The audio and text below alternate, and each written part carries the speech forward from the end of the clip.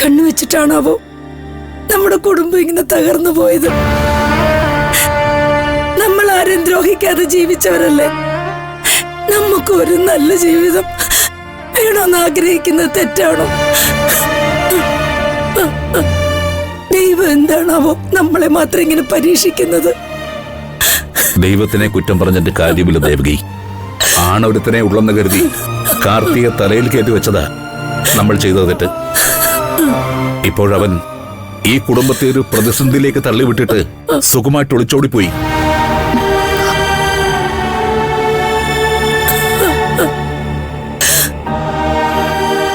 അവനുണ്ടാക്കിയ പ്രശ്നത്തിൽ നിന്ന് നമ്മളെ കരകയറ്റാൻ ഒരുത്തി സ്വന്തം ജീവനാ പണയം വെക്കാൻ നോക്കിയത്.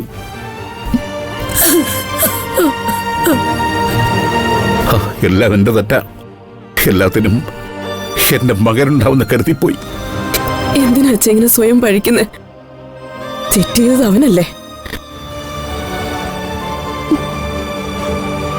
സ്വന്തം മകന്റെ മേലെ വിശ്വാസം വെക്കുന്നത് എങ്ങനെയാച്ചാ തെറ്റാവുക? എനിക്ക് വേണ്ടി നിങ്ങളാരും ഇനി കഷ്ടപ്പെടണ്ട. എനിക്ക് കല്യാണം വേണ്ട. ഇനി നിങ്ങളാരും ഒരു അപമാനം സഹിക്കേണ്ട കാര്യമില്ല.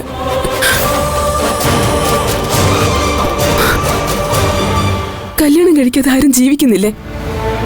എനിക്ക് അച്ഛനുണ്ട്, അമ്മയുണ്ട്, എന്നെ ജീവന് തുല്യം സ്നേഹിക്കുന്ന എന്റെ പാറുണ്ട്. എനിക്ക് നിങ്ങളുടെ കൂടെ ജീവിക്കുന്ന സന്തോഷം മതി.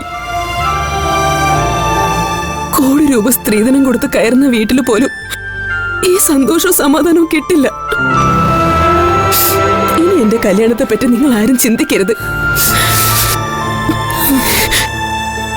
മോളെ ലക്ഷ്മി, ആ നന്ദി കെട്ടവനെ ഒരു നിലയ്ക്ക് എത്തിക്കാൻ അറിയാവുന്ന എനിക്ക് നിങ്ങളുടെ ഭാവിയും സുരക്ഷിതമാക്കാൻ അറിയില്ലെന്നാണോ നീ കരുതിയത്? നമ്മളെ കളിയാക്കി ചിരിച്ച ഈ നാട്ടുകാരുടെ ഉപയോഗിച്ച് തന്നെ നിന്റെ കല്യാണം നല്ല കേമായിട്ട് തന്നെ ഞാൻ നടത്തി കാണിക്കും മോളെ. പണത്തിന്റെ ബലം കൊണ്ട് നമ്മളെ വാങ്ങാൻ ശ്രമിച്ച പ്രതാപനും ഞാൻ ആരാണെന്ന് കാണിച്ചു കൊടുക്കും.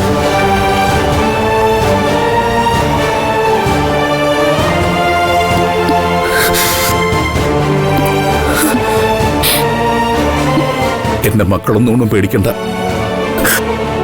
അച്ഛനെപ്പോഴും ജീവനോടെ ഉണ്ട്. കടങ്ങളെല്ലാം നമ്മൾ തിരിച്ചടയ്ക്കും. നിങ്ങളുടെ കല്യാണം ഞാൻ നടത്തും. എന്റെ മക്കൾ ധൈര്യമായിട്ടിരിക്കും.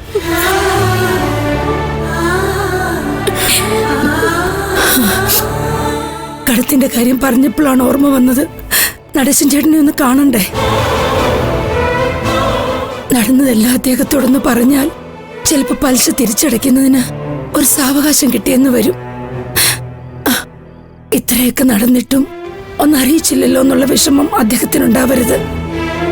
നടേശൻ എന്തായാലും കാര്യം പറഞ്ഞു കാണും. എന്നാലും നീ പറഞ്ഞതുപോലെ നേരിട്ട് കണ്ട് കാര്യങ്ങൾ അറിയിക്കാം. അതാണ് എന്റെ മര്യാദ. നാളെ രാവിലെ തന്നെ ഞാൻ അയാളെ കാണാൻ പോവാം.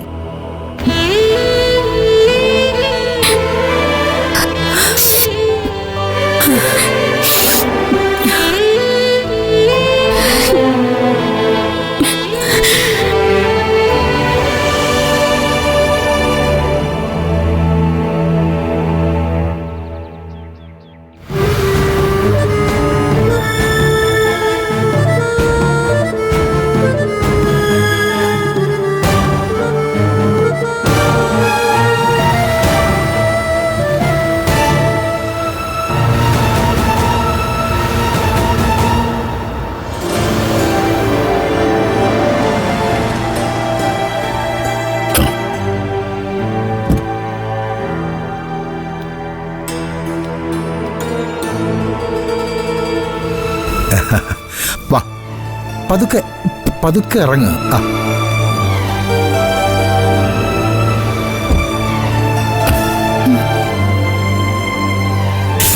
അതെ,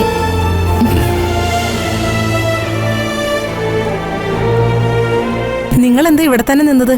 അകത്ത് കയറിയിരിക്കായിരുന്നില്ലേ? ഞങ്ങളിപ്പോ വന്നേ ഉള്ളൂ. അപ്പോഴാ ആശുപത്രിയിലേക്ക് പോയ ഒരു പറഞ്ഞത്. എന്തു പറ്റി? ഒന്നുമില്ല ഏട്ടാ, സാധാരണ പനിയാ.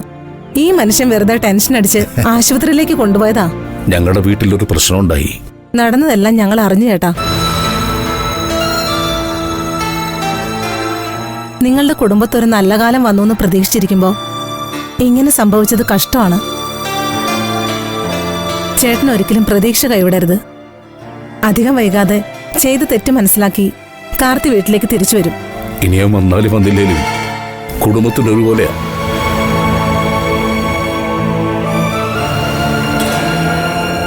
ഞങ്ങളുടെ കുടുംബത്തിന് നഷ്ടപ്പെട്ട അഭിമാനം അതിനും തിരിച്ചു കിട്ടാൻ പോകുന്നില്ലല്ലോ. ആ രാജി, നീ അകത്ത് പോയി റെസ്റ്റ് എടുക്കും. എന്നാ നിങ്ങൾ സംസാരിക്കേ. ഓ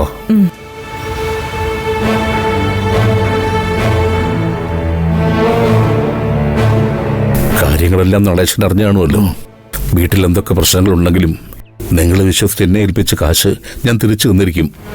1-2 ദിവസം വൈകിപ്പോയാൽ ഒന്ന് ക്ഷമിച്ചേക്കണം. ഞാൻ ക്ഷമിക്കാം, പക്ഷേ എല്ലാവരും അങ്ങനെ ചെയ്തെന്നുമില്ല. മനസ്സിലായില്ല. കാർത്തി ഒളിച്ചോടി പോയതേ ഞങ്ങൾ വ്യാപാരികളുടെ അസോസിയേഷന്റെ സെക്രട്ടറിയുടെ മോളുടെ കൂടെയാ. അയാള് ചേട്ടനെയും ചേട്ടന്റെ കുടുംബത്തെയും തീർക്കാതെ അടങ്ങില്ലെന്ന് പറഞ്ഞിറങ്ങിയതാ. ഞാൻ എങ്ങനെയൊക്കെയോ പറഞ്ഞ് സമാധാനത്തിൽ പ്രശ്നം പരിഹരിക്കാമെന്ന് പറഞ്ഞു. കാർത്തി ഇങ്ങനൊരു കുഴി ഞങ്ങളെ ചാടിക്കുമെന്ന് ഞാൻ സ്വപ്നത്തിൽ പോലും വിചാരിച്ചില്ല. ദേ, എനിക്ക് വളച്ചു കെട്ടി കാര്യങ്ങൾ പറയാനും അറിയില്ല. ജനകചേട്ടനല്ലാതെ ആര് വന്ന് കാശ് ചോദിച്ചാലും ഇത്രയും വലിയൊരു തുക ഞാൻ കൊടുക്കില്ലായിരുന്നു. ഞാൻ എടുത്തു ചാടി അങ്ങനൊരു തീരുമാനം എടുത്തോ എന്ന് എനിക്കിപ്പോ സംശയമുണ്ട്. എന്റെ സംശയം യാഥാർത്ഥ്യമായി മാറാതെ നോക്കേണ്ടത് നിങ്ങളുടെ ഉത്തരവാദിത്വമാണ്. വീട് തേടി വന്ന് വീട്ടിൽ നടന്ന ദുരന്തത്തെക്കുറിച്ച് അറിയിച്ചതുപോലെ പലിശയ്ക്ക് വാങ്ങിയ കാശും കൃത്യമായി എന്റെ വീട്ടിലെത്തിച്ചിരിക്കണം. അത് കൃത്യമായി ചെയ്തില്ലെങ്കിൽ ഞാൻ നിങ്ങളുടെ വീട്ടിലെത്തും. അത് നിങ്ങളുടെ നല്ലതിനാവില്ല. വരൂ, അകത്തേക്കിരിക്കാം, കാപ്പി പിടിച്ചിട്ട് പോവാം. വേണ്ട നടേശ, നിങ്ങളൊന്നും പേടിക്കണ്ട. ഞാൻ കൃത്യമായി പരിചയടച്ചോളാം. മോളെ,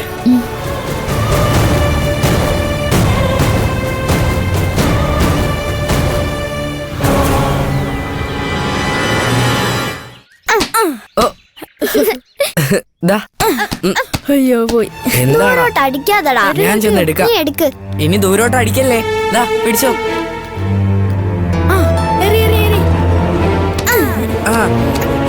അയ്യോ ദാ പോയി.